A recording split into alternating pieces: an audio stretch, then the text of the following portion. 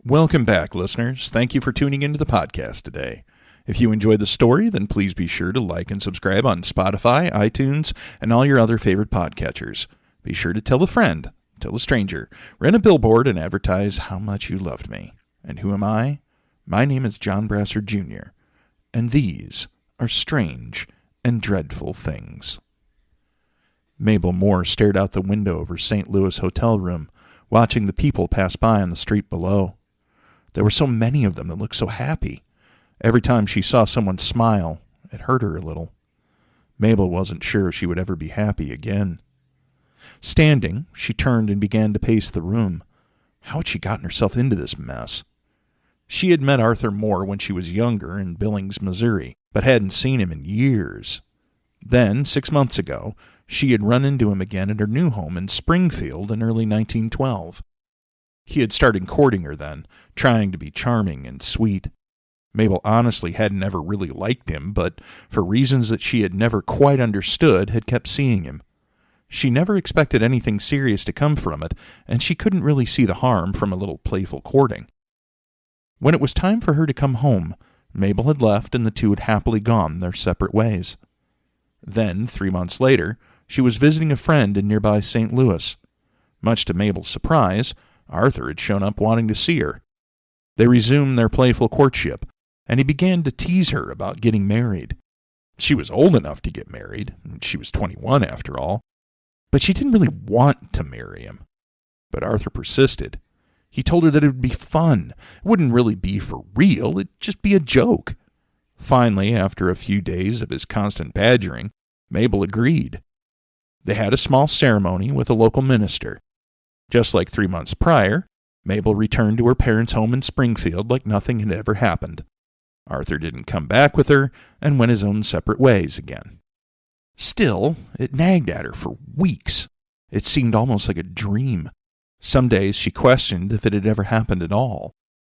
When Arthur showed up at her house in Springfield the previous Tuesday, she knew that it had been real. Reluctantly, Mabel agreed to see him. Arthur told her that he wanted her to go to St. Louis with him.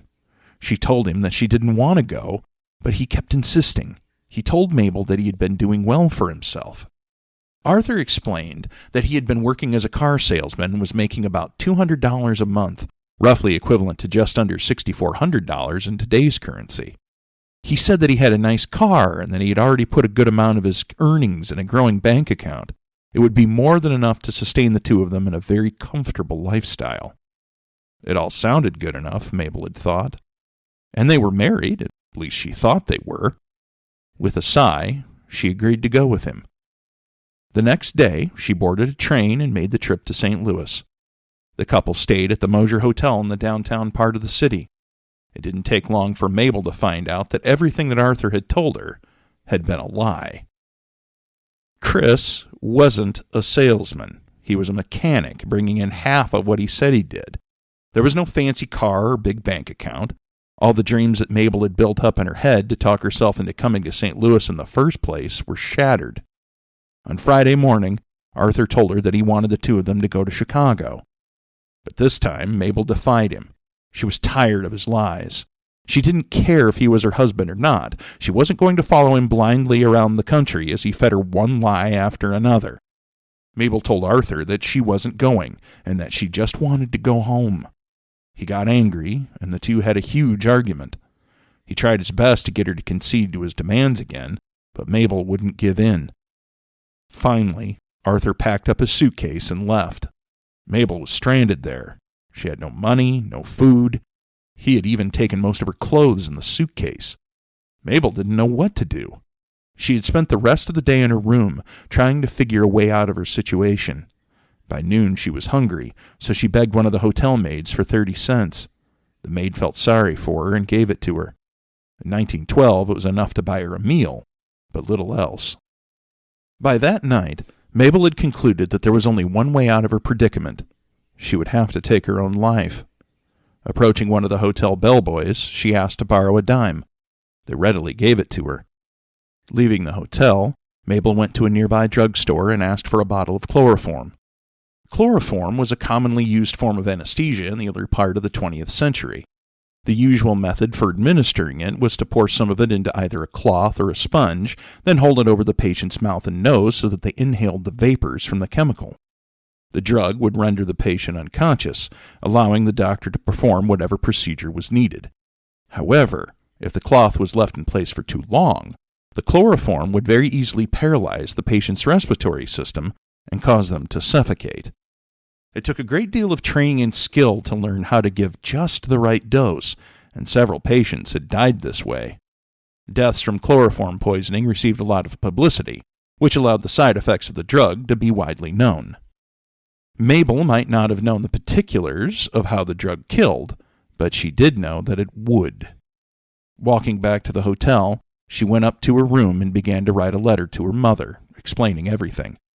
When Mabel was finished, she put it in an envelope and took it to the front desk, asking the clerk to send it out the next morning. Thanking him, Mabel left. The clerk, Charles Swinney, felt that something was off about her request. He wasn't sure exactly what, but he knew that it wasn't anything good. As soon as she was out of sight, Swinney called the local police. A short time later, 2 patrolmen arrived and went to Mabel's room. They knocked, but received no answer. There was a strong chemical smell coming from inside. They tried the door, but it was locked. Stopping a bellboy, the officers told him to go through one of the adjoining rooms, climb onto the fire escape, and get inside Mabel's room through the window. He immediately did as he was told. There, on the bed, was Mabel, a chloroform-soaked rag still over her mouth. The bellboy let the police inside, and they took her to St. Louis City Hospital. After 2 hours, doctors were finally able to revive her. The hospital contacted Mabel's parents, Willis and Eva Pearsall, in Springfield. They left on the next available train.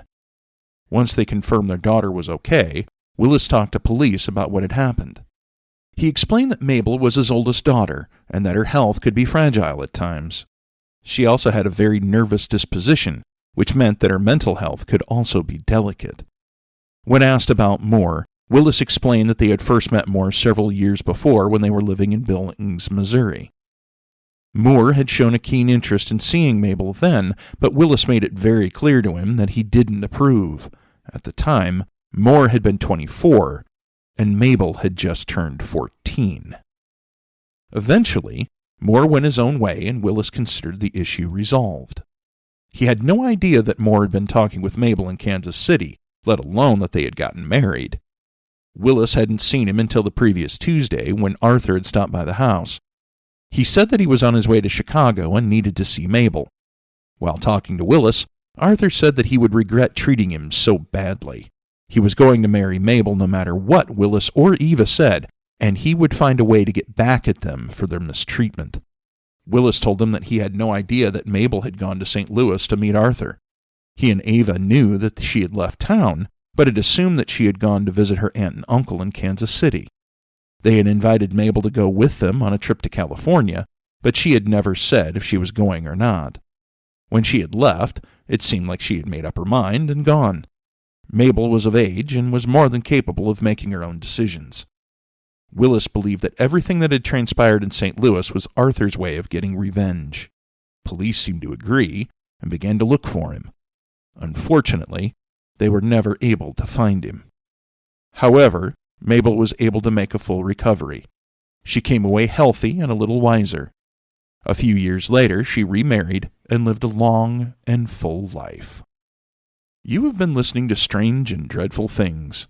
Thank you for tuning in and listening to another story that your grandma didn't want you to hear. If you like the show, please help spread the word about us and tell your friends. We post a new episode every other week on Spotify, Apple iTunes, and anywhere else you listen to your favorite podcasts. If you want to know more about upcoming episodes and what we're doing, please join our community on Facebook, Instagram, and YouTube, which you can find under Strange and Dreadful Things.